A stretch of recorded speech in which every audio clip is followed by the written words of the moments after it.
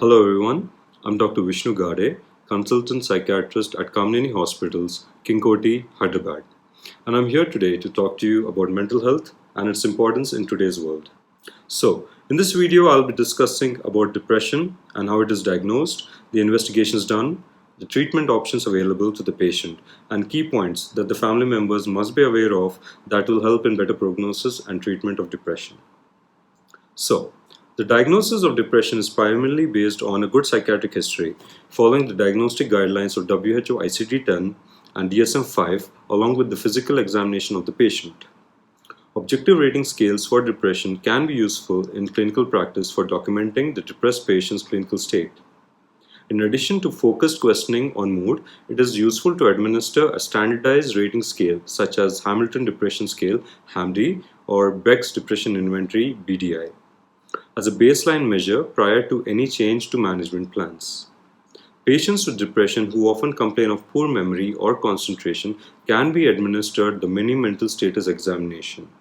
And if the cognitive impairment is very significant, further more detailed neuropsychological testing may be done. Coming to the investigations done in patients with depression. There are no specific tests for depression. Investigations focus on exclusion of treatable causes or other secondary problems, for example, alcohol abuse, loss of appetite. Standardized tests like complete blood picture, serum electrolytes, liver function tests, thyroid function tests, glucose levels, serum calcium levels are done. CT and MRI scan of the brain if required. Electroencephalogram or EEG if required. Now coming to the topic of treatment protocols. Well, most people with depression may not recognize or acknowledge that they're depressed. They may not be aware of the signs and symptoms of depression, so they may think that their feelings are normal. All too often, people feel ashamed about their depression and mistakenly believe that they should be able to overcome it with willpower alone. And they're wrong. But depression rarely gets better without treatment and may even get worse. With the right treatment approach, the person you care about can get better. Here's what you as your family member or a friend can do to help. Talk to the person about what you noticed and why you're concerned. Explain that depression is a medical condition, not a personal flaw or weakness, and that it usually gets better with treatment. Suggest seeking help from a professional such as a psychiatrist or a psychologist. Offer to help by preparing a list of questions to discuss in an initial appointment with a doctor. Express your willingness to help by setting up appointments, going with them, and attending the family therapy sessions. And if your loved one's mental illness is severe or potentially life-threatening, remember to contact a doctor, a hospital, or emergency services immediately. You can also encourage the treatment process.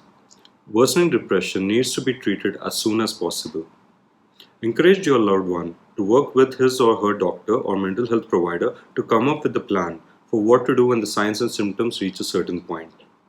As part of this plan, your loved one may need to, number 1, contact the doctor to see about adjusting or changing the medications. Number 2, see a psychotherapist such as a licensed counselor or a psychologist.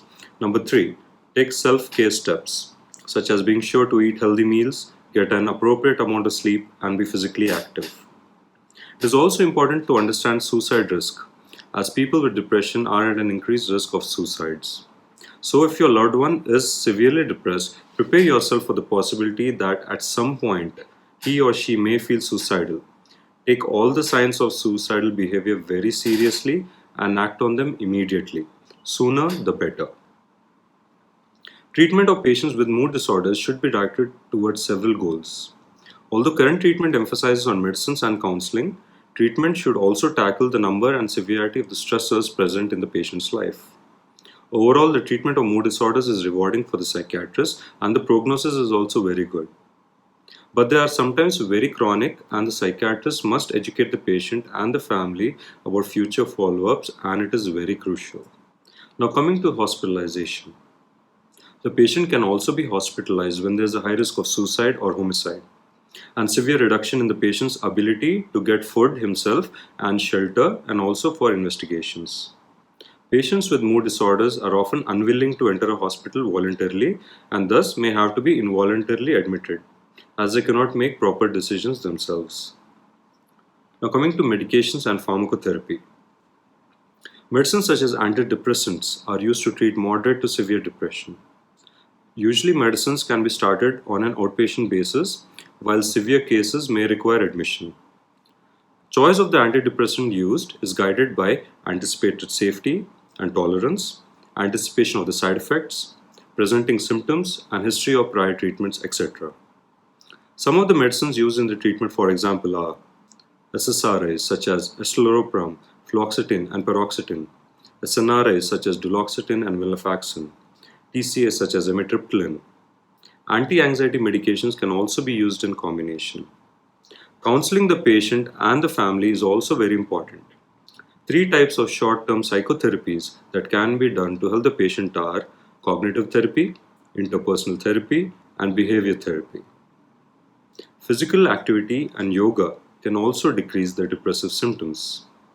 The patient must have regular follow-ups with the psychiatrist because it helps in monitoring the patient's psychiatric status, enhancing the treatment compliance, monitoring the side effects of the medications, if any, identifying and addressing any significant comorbidity, identifying unmet needs for counseling, stress management, or psychotherapy, identifying new episodes early, and reducing the morbidity and sequel of the depressive disorder.